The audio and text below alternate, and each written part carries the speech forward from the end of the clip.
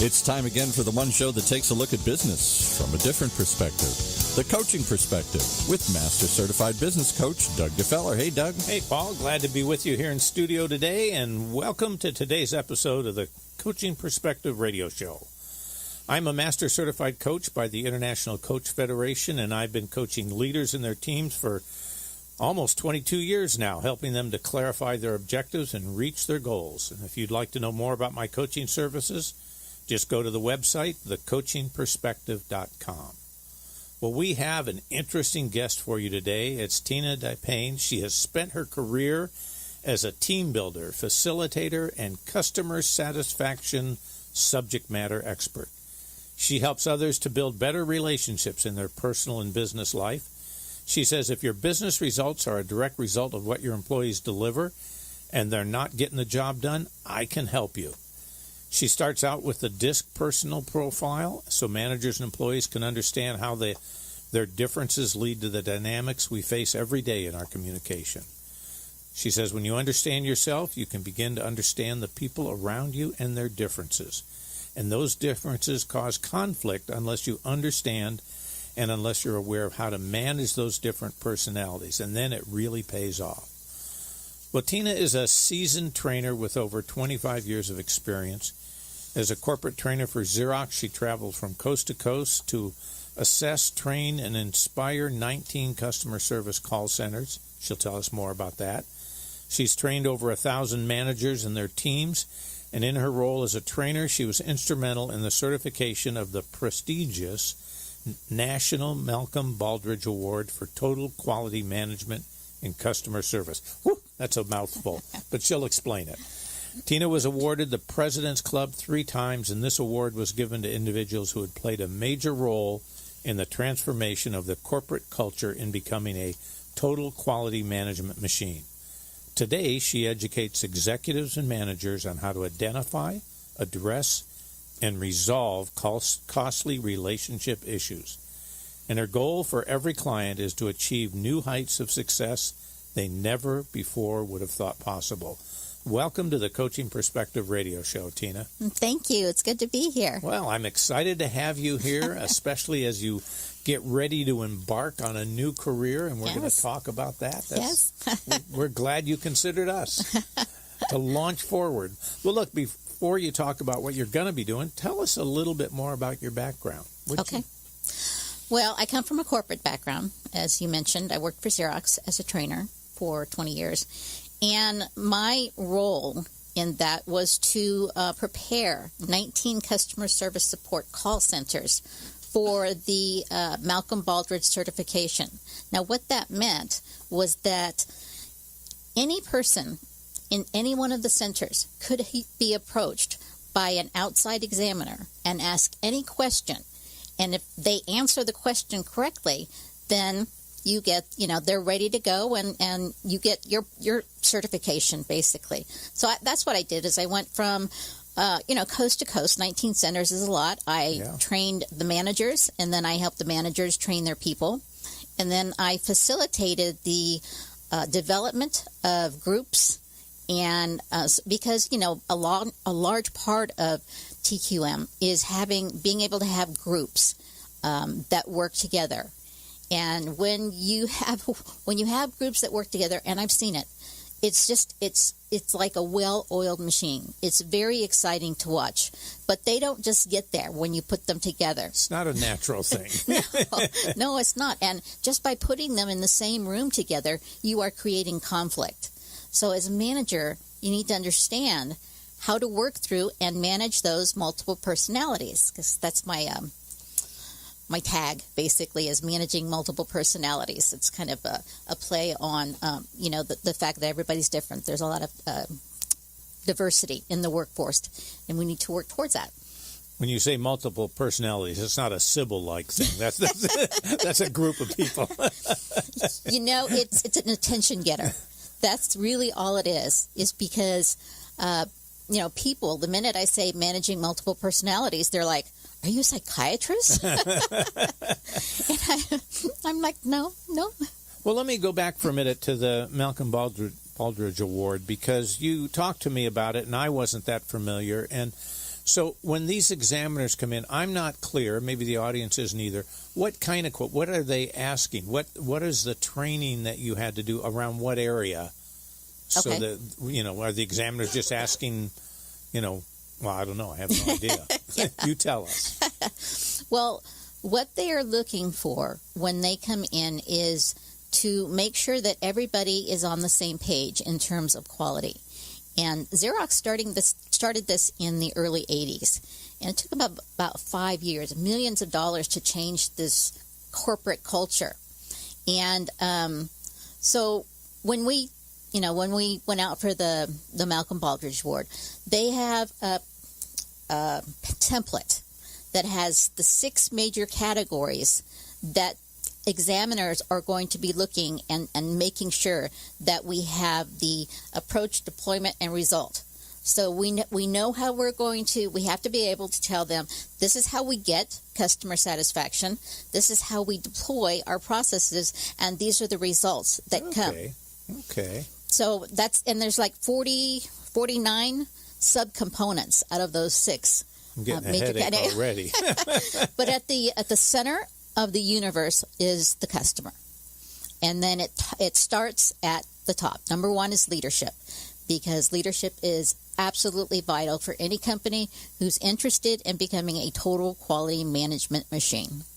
So this is about not just saying, hey, we're going to improve our quality. This is about actually creating a culture, as you put it, an environment, a system, processes that measure and make sure everybody understands what we're doing to improve the quality, how we're going to get there, and how do we measure the results. Exactly. Is that close Yes, that's so it's a 6 Sigma for people. It is. It's a 6 Sigma, but less of the statistical analysis of 6 Sigma. It's more about the people, behaviors, and processes. But yes, when I learned about 6 Sigma, I'm like, Xerox did that back in the 80s. That's old news. Well, just because systems are old doesn't mean they didn't work. Exactly. So, Okay, so that's what you did in the past. So now tell us a little bit about what you're doing now, because that's kind of exciting for me. It's exciting for me, too, because I want to work with executives and coach them and help them understand how important building relationships is to their business. Because when you think of a business and a planning meeting, they're going to come together. How are we going to get results? What process are we going to put in place? But rarely, it's the CEO or the CFO or the 3 C's, basically, and the COO. And they basically want the results, the profit, the revenue, and so on and so forth. So that's what they plan for. But, and this is a shocking statistic, $11 billion is spent annually or is lost annually on employees leaving their companies. I can believe that. And the major reason that they leave, that they say that they leave, is because of the atmosphere of hostile conflict and managers. So the first start is with the executives who need to assess the managers that they have right now to see if they're creating that culture that's going to allow everybody to participate in the process.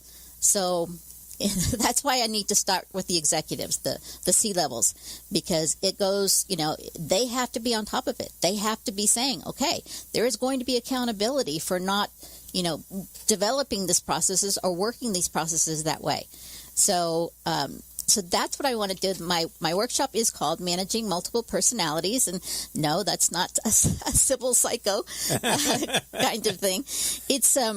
It's the fact that there is so much diversity in the workforce, and we don't often plan for that diversity. I mean, a person who gets hired is expected to get along, right? Yes. There is no process or training in place to teach them how to work together. And so you have this conflict, you have communication issues, you have, backstabbing and rumors and all of that kind of stuff you have in a company. But when you put the people together and you understand that you have 4 different types of personalities that you're working with, and you are able to understand each one of those personalities and know how to manage those personalities. That's what I mean by multiple personalities. Okay, good. Well, it's interesting. You're touching on a subject that Susan Howington was here last week, and her topic was why do some executives behave badly?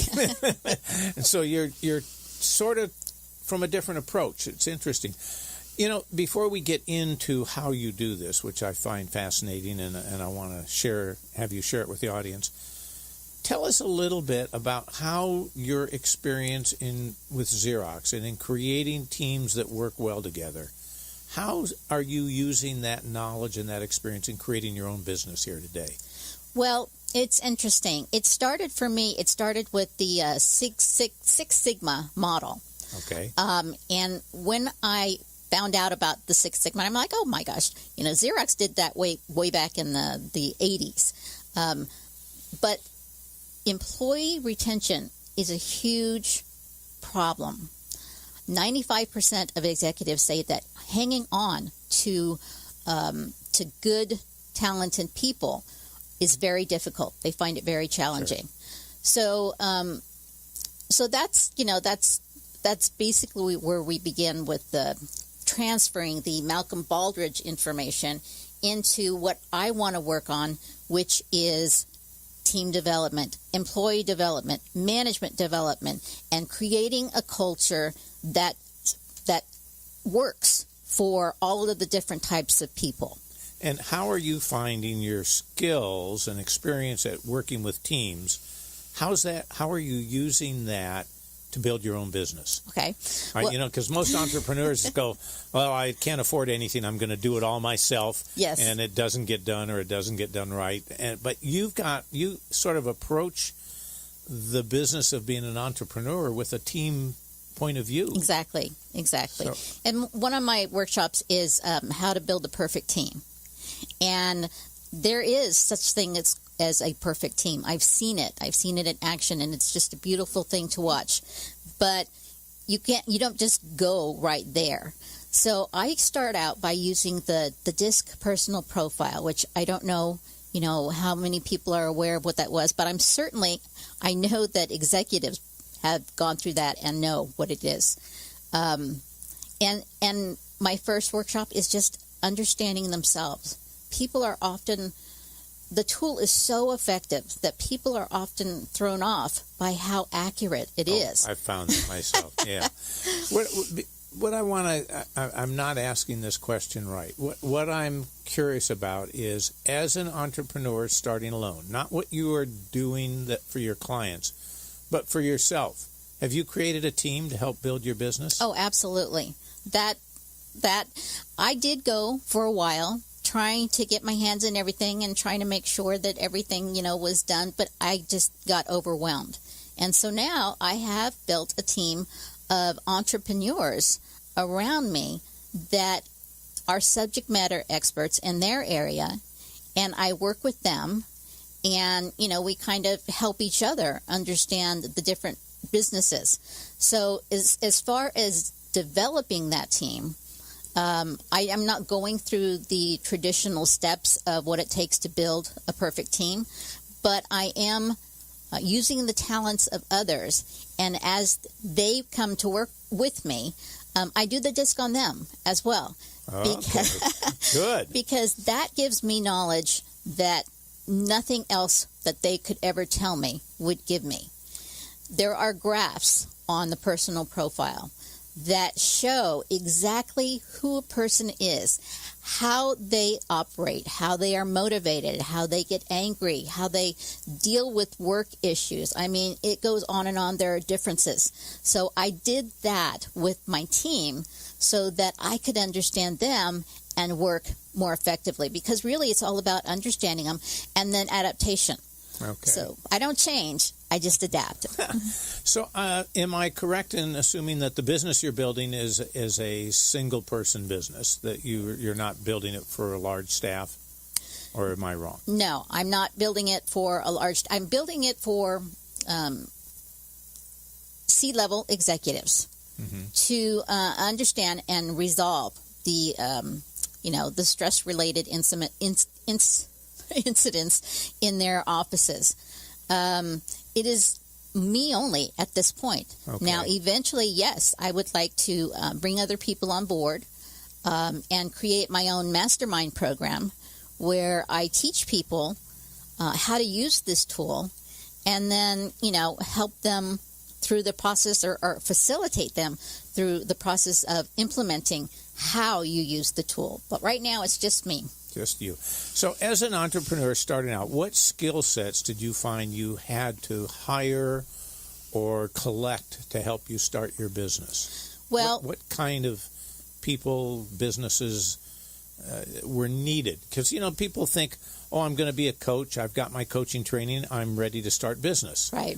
But wait, what about the accounting and Yes. You've got the accounting, you've got the social media, you have the marketing aspects, which is basically a process by which you are able to develop campaigns that you implement where you don't have to, once you set the campaign in motion, you don't have to do anything else. I have a legal advisor. I have a personal coach, mentor, who's taught me how to use presentations or speaking engagements as a way of connecting to my target market. Okay. So, and there's others that I'm trying to think of right now, but my web designer, I'm constantly having to make changes or put input in terms of what I would like my message to be on my website. So the first thing I had to learn, though, was and I'm ashamed to say this, but was a business plan for what I was wanting to do. Because it's ridiculous now when I think back that I thought I could do it all. No, you're not the only one to approach a business that way. No, that's amazing. Because I think many entrepreneurs underestimate the back office, I'm going to call it, the back office requirements and how much of their time it's going to take and how little experience many of us have in those functions. Right. I can't design a website. Let's just forget it. Yeah. And entrepreneurs need to understand that they're skilled at what they do. But the kind of help that they need, I have a social media girl. Mm-hmm. She's a millennial. And she's been working on selling things on social media since she was 11 years old. Oh, my goodness. And so she's doing all my social media kind of work. I couldn't do that before. When I started out, I had absolutely no idea how much it was going to cost. You have to have a budget. You have to go in with the understanding that you're going to need other people, and they're not just going to work for you out of the goodness nobody's of their doing it for free. They're not doing it for experience. They're exactly. not interns. So you have to set, as you go off and set your business plan for being an entrepreneur, you have to understand the cost that's associated with it. And when you come to the place where you say, I can't afford that, the answer is you can't afford not to if you want to be successful as an entrepreneur. Because it's a totally different thing being an entrepreneur and being a manager or a part of a larger organization. Yeah, especially I think there's a handicap. Those people who come from large organizations sometimes have taken for granted the back office work that's been done for them until they have their own business and have to go through it. Well, okay, so tell me just briefly here, who is your typical customer that you want to get? So I want the person out there in the audience to know you're talking to them. Who is it? Okay. I want an executive who has no less than 50 and no more than 250 employees underneath them, or managers as well, whoever.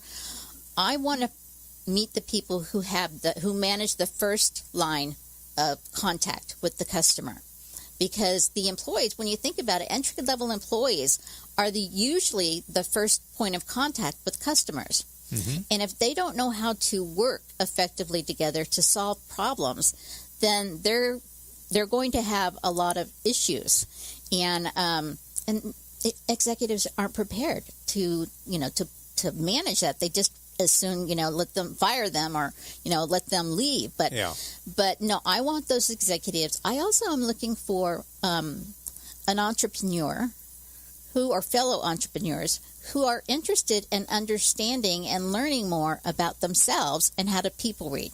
I have a people reading workshop that helps them understand. It's like when they meet somebody, they have these words, these descriptive words that they can use to read a person so that you understand what their primary style is. And if it's opposite from yours, how to adapt. Okay. Because I worked with that a lot. I had to do it first to understand the value in being able to read people and being able to adapt so that you're more effective in dealing with them. I can give examples. Well, let me ask you this. You've sort of given the size of company that you're looking to engage with. Any particular industry that you don't want to work with or that you do want to work with or that you think you're more suited to work with? I'm most suited to work with call centers. Okay. Because that is my background. But I'm also looking for business offices who have, less than 250 employees and are really interested in total quality management. Because when I started putting it together, one of the things my mentor said was people aren't going to know what total TQM means. No. And I'm like, then they're not my customer. Okay. They're not, we're not going to, we're not a good fit because they need to have an understanding of what it means to actually be a total quality management machine. Okay, so let me take you in a different direction before we go to our commercial. We've asked all of our guests what their guiding principle was. Well, for me, it's faith first. Faith always. And then knowledge is power is second. And integrity is not optional. Okay. And discretion is our promise. So those are the four main. I like that. That's nice. I like that. That's very nice. Wonderful. Okay. Well, look, the producer's waving at me. He wants to run a commercial. So we'll take a quick commercial break, and then we'll be right back. And we're back. Okay. Let's. There's so many places to go, but let me go back to something you said. You talked about reading people. Mm-hmm. What do you mean by that? I'm getting a little nervous here. You going to read me here? I've already read. You've already done it? Well, share it with the audience. First time I met you. I think that you're probably a C. Okay. And an I, because you're people-oriented, but you're also a professional, detail-oriented. Want to make sure that anything that you do is right. But when I have other students, what I do is I give them an example. Okay, there are 4 different styles, and we're talking about the disc report here now. Okay. Yes, and we're going to talk about each style and what they bring to the table. Okay, so I talked earlier about how when you put people together and expect them to just get along and work cooperatively, that's a tall order for any manager to do. So one of the things that I do is I have the disc. It starts with a D, and it's a dominating type of person, very results oriented. They don't always know that what they're saying or how they're saying it has an impact on their people because they just want to get the results. They like to be in positions of power where they're responsible for doing something extraordinary, and they're up for that challenge. Okay, so that's the D. And I talked about the C a little bit, but the C is competent, critical, correct, conservative. These are by the book types of people. They don't put anything out unless it has their approval.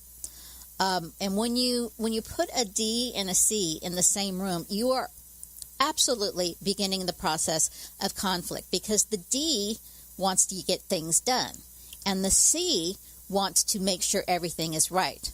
So they take a little bit longer in making decisions because they want to make sure that everything is right. Drives D's crazy because they just want to move on, you know? Yeah. I'll wing it. We don't need to sit down and plan and analyze, paralysis analysis. They just want to get moving, and it's very difficult when they have to slow down to accommodate a C type of person. Now, an I type of person is the influencer, so they're the people person. They're very social. They're always have a smile on their face. They're the people that you see who are described as just positive energy. I'm not going to go into the negatives of any of these, but and then the S. The S is steadiness, and the S basically are your worker bees. These are the people who like to stay in a job for a long time, learn how to do the job, and then do it right, because they know if this is how I'm supposed to do it, then I'm going to do it this way, and I'm going to get this effect. And they don't like change, because they like doing a job and mastering that particular job. So they don't like change, but they're also very calm and reserved kind of people. So if they have a problem with anything, they're not going to say it. They're not going to, say it to the people unless they've gone through the process of understanding how that works. I had an experience with one of my groups. Okay. This group was very D, very high sales expectations. So if you're going to be in sales, it's good to have a high D and a high I. Because without either, without the ones that aren't there, then if your D is not high enough, then you won't be able to close the sale. Won't be able to, but it'll be a challenge for you.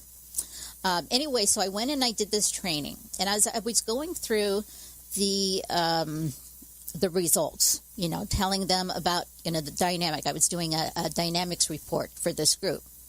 And, I showed them, that this is a group of D's and I's. But then I was surprised to find one of the women crying, and that was a first for me. I'm like, "Why are you crying?" And she says, "Because I've been trying to tell them for years how I need them to help me do their jobs." This was the admin A, very high C. And when you get, a group of salespeople together and they have these high expectations, they expect everybody to be like them. Yeah. Oh, of course. We all do, no matter what style we have. And she said that, she was on the verge of quitting because they just didn't understand what was important to her, or how they should present information to her, or how to, let her know exactly what she needs to know in order to support them well. Okay. Would you classify certain of the groupings, the D, I, S, or C? Would you say that they apply to certain types of positions or to certain age groups? They usually not age groups. But okay, so I can't say all millennials are. I'm trying to figure out an easy way to understand them. It hasn't been found yet. Okay, good. I do find that salespeople are usually very high I because they're people. Sure. They entertain. They tell jokes. They're the people who are talking to you in a checkout line, and you're thinking, oh, who is this person? Or in the elevator, they're talking to you. So they're very experienced at being charismatic for their customers. Okay. So, but then, like I said, if their D is not above midpoint, then they're going to struggle with getting the job done. Now, or getting the close. So D's typically is a sales kind of person, probably an entrepreneur also? Absolutely. Are you a D? I am a D, but I'm a higher I. Okay. Yes, it's the thing that's most important to understand about D's is that they're not as mean as they appear to be when I do the presentation. Because everybody, when I'm doing the presentation and I'm describing a high D, then they're all pointing. They're all pointing to the D's in the room. Yeah. Because, like I said, they just want results. They don't talk about, personal feelings or sentiments, or they are blatantly honest. And so when they say something, it comes out of left field, and they're just, the other people are just floored. Can't believe this. And the D's walked away thinking, okay, well, I got that done. Now let's move on. But if they don't understand it, then they're going to think that this person is just, is mean, is overbearing, puts too much pressure, or is just not nice to people. Another thing I want to make sure that I make clear is that you do not want to pigeonhole any of the styles. Okay. Now, what I have found in my 25 years experience is that the S's and C's tend to be more alike and get along better, and the D's and I's. So you have that combination of the D and the I and the S and the C. But every once in a while, you come around like I came across a DS in one of my profiles just late recently. Okay. And I'm like, now that is a combo that I have not ever seen, So if you work with a group to be able to read, to understand what somebody is. So we had a conversation, you know how to use this tool, you quickly could identify that I'm a high I, high C. What does that mean? How do you use that then? Okay. Well, this is a good example as well. Okay. Now, I think that you're a C, but not off the charts C. But if I'm dealing with a very high C, then I have to tame my enthusiasm. I have to hold back. I can't ask them any personal questions about their family because they're just very private people, Okay.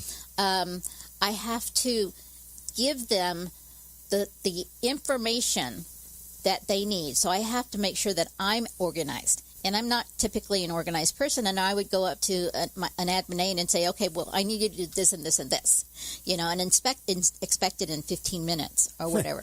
And that's just not possible. So that's how it usually comes out as far as the dynamics. The D's and the I's are more outgoing, and the S's and C's are reserved and quiet. So if you're able to identify somebody's preferred communication style, then, and you know your own, then what's your goal? What do you do with that information then? Okay. Well, I've had the opportunity to work with quite a lot of D's. Okay. And so I understand how they think, and I understand that when they say something that's just totally off the chart, that they're not intentionally trying to hurt me. And so I act a little bit more assertive when I'm dealing with them, because D's can be known as bullies. And bullies, the thing about bullies is if you stand up to them, they're going to back down. Mm-hmm. And as far as a D, if you stand up to them and challenge them, then they're going to respect you. They will not necessarily agree with you, but they're going to respect that you stood up and talked to them. So that's what I do when I'm dealing with D's, is I just get to the point, I tell them the results that I want, and I tell them I've tried to get this to other people who have not been able to get it accomplished. So I'm working towards their ego, and I'm working towards their challenges, because that's what they like. Fellow I's, obviously, we just have a good time, but we don't get a whole lot done. If you got a group has a lot of I's in it, and they have meetings, they're not going to get anything done because they talk about everything. It's just the way that it goes. Mm-hmm. But my contention is that the perfect team is a D, I, S, and C. Oh, you want all four? Yes. The D is for driven. They're going to get a result. They're going to push for the results that you want, that will make them look good. The I's kind of help everybody stay together, and they relieve tension. They usually joke about things. They're just kind of the social director of a group. The S's, you need to have S's. They're logical. They're incredibly intuitive. They're very reserved, though. And like I said, they're not going to stand up to a D or an I. And so that was one of the things that I need to teach the groups, especially the D's and I's, is I would say, you've got the D's and I's here, but you guys have to understand, they're not going to give you information unless you ask for it. And when you ask for it, you get the whole encyclopedia. Exactly. And then the C is just going to make sure everything is correct, But that dynamically, that's just a very hard group to manage unless you've been through my training. We come around to what you do. So I'm hearing two things here. One is by understanding my own communication style and being able to read yours, I can modify it so that we can communicate better. We understand each other better. Yes. I sort of thought you slid in there that you feel that knowing people's communication styles will help you build a better team. That yes. You want to build a team that is diverse rather than a team that is all siloed into one style. Is that right? Yeah. Is that exactly. correct? Yes. Because if you get 4 people that are D, I, S, and C, what you need to do is you need to manage them through that and help them understand how they can. The fourth part of my workshop is adaptation. And so they leave with a personal development plan of how they're going to, in the future, deal with personalities that are different for them. Oh, I like that. I like that. Talk a little bit more about that. Okay. Well, when my second workshop is actually 2. There's just the people reading, which is understanding, being able to read a person like within 60 seconds or less. I mean, if you know the disc, you can do that because you've got the words in your mind, the descriptions or adjectives in your mind. Did you do a quick read on our producer? Yeah. You had a few minutes before the show. You want to take a wild guess? I'd never say he was a D. No. No, I think he's an I. Or an S because he talked about his family. Okay. And S's are very family-oriented, possessive sometimes. But if you bring them into the group and you ask their opinion, they're going to say something profound. They're the kind of people who don't talk a lot, but when they do talk, people listen. Okay.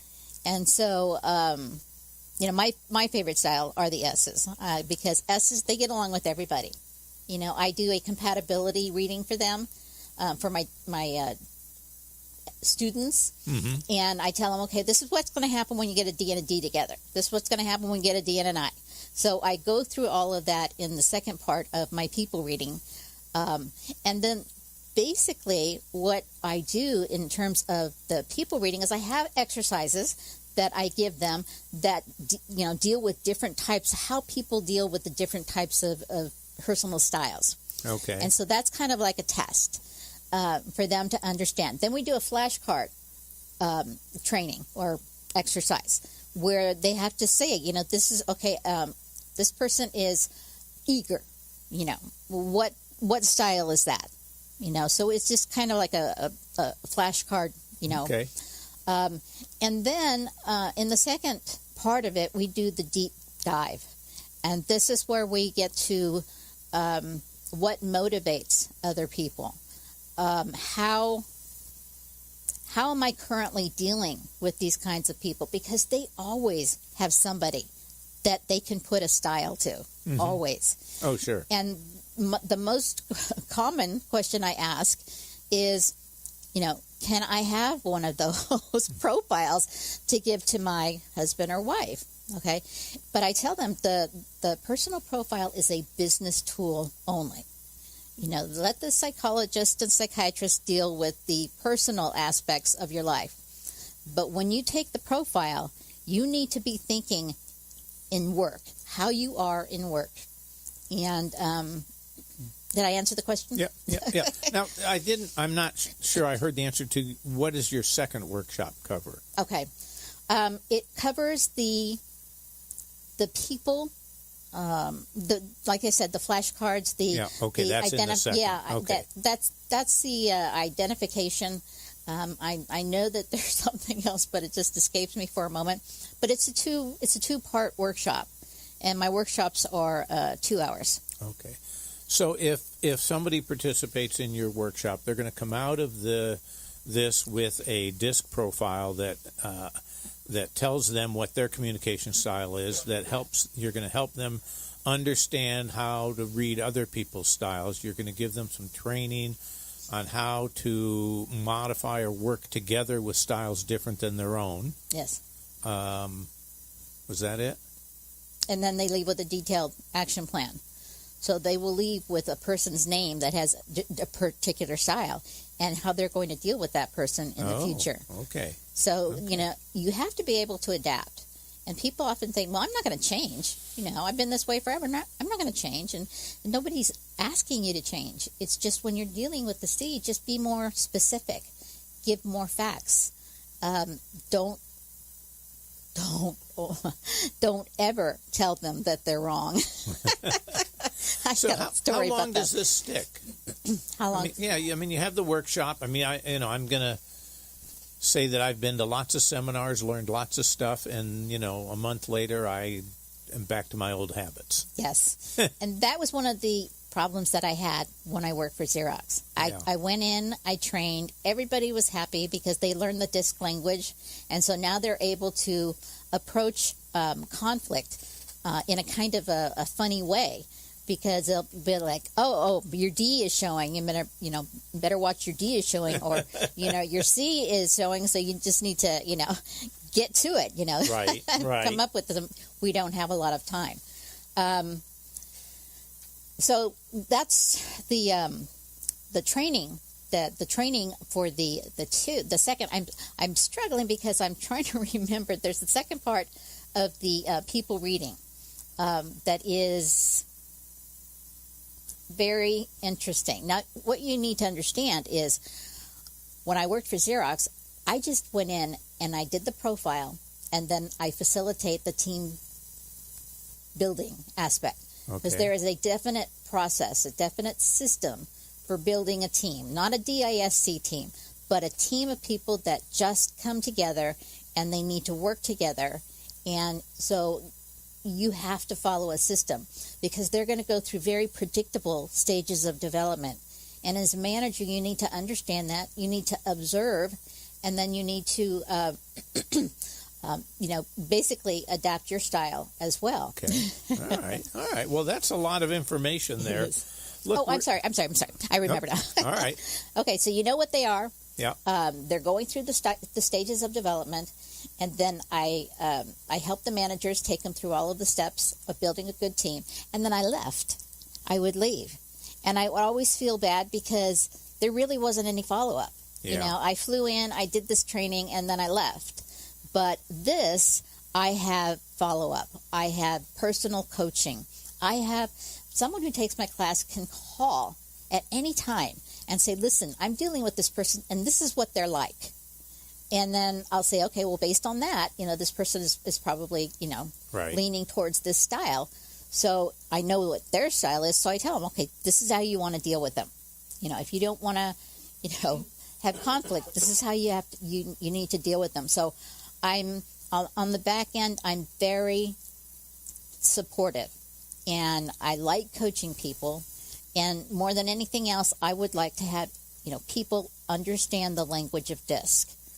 And, when you get people talking, you're an I, or you're an S, or you're a C, or whatever, it's just fun to watch the interaction go from, antagonistic and unproductive to being fun and working through their issues. Wonderful. Wonderful. Well, look, as we're getting close to wrapping up here, is there anything else that you want to share with the audience that we didn't get to, or that I interrupted you on? I have a way of going down side trails here. Me too. That's why I took notes. Probably for the manager. I really didn't talk a whole lot about the team building. Okay. I talked about the DISC and how you understand, but I didn't really talk about the team building. And when you get a group of people together, they're going to be very diverse. And so as a manager, you can expect them to be enthusiastic, curious, they get along with people, everything is, is good. And that's the forming stage. And then you move to the storming stage, which is where, okay, all bets are off, honeymoon is over. And now they have to start making decisions about things that matter. And so they become deeply involved in conflict. And so as a manager, you have to understand how to manage through that conflict. You also have to understand what stage of development that they're in, and what does the manager need to do in order to put them in the next stage. So I go through all of that. It's situational leadership I got from Kenneth Blanchard. Oh yeah. And that's what I use. I use the DISC, and I use the situational situational leadership model. And then I've developed courses on conflict management, listening, communication, dealing with difficult people. Yeah, there's a lot of spin-offs from understanding communication. Yes, exactly. Styles. Absolutely. Yeah. So, are you ready for clients now? Yes, absolutely. Okay, audience, the hotline's open. Call me. Call you. All right, so let's get down to that. How does somebody get a hold of you, Tina? Okay, well, it's pretty much, I've tried to make it as simple as possible. It's my name. You type in my name, and it'll come up. So it's Tina Dipane, D as in dog, I, P as in Paul, A-N-E, and it'll take you to any one of my social media sites. My web address is tinadipane.com. My email is tina@dipane.com. So you can get a hold of me in any way just by plugging in my name, and or they can call or text me as well. Wonderful. Great. Well, Tina, thank you very much for taking time out of your startup efforts here and sharing with us the DISC and what you're going to be doing. I think it's a great tool. I think that team building is something that we never seem to get enough of it. Yeah. It's really great. And the relationship piece of it as well, to stop people from, leaving, good people from leaving. So, retention. All right. Well, thank you very much, and welcome to the Coaching Perspective radio show community. Thank you. This was fun. Well, look, if you're listening to our podcast, then thank you for visiting our website, thecoachingperspective.com. Be sure to check out our archives for other shows with other guests. And speaking of guests, if you'd like to be on the show, you can just drop me an email, doug@thecoachingperspective.com, or you can go to the website. There's a place to indicate you want to be on our newsletter list or that you want me to contact you about being on the show. Well, look, I hope you've enjoyed the show today. Our goal, as always, is to have discussions that provide you with new ideas and information that you can put to use immediately to identify and achieve your goals. I'll be back with you again next week. I'm still pushing the fact that it's a new time at 3 p.m. It's going to be new to me for quite a while because it was 4 p.m. for so long. So have a great evening. You've been listening to the one show that takes a look at business from a different perspective, the coaching perspective, with Master Certified Business Coach Doug Gefeller.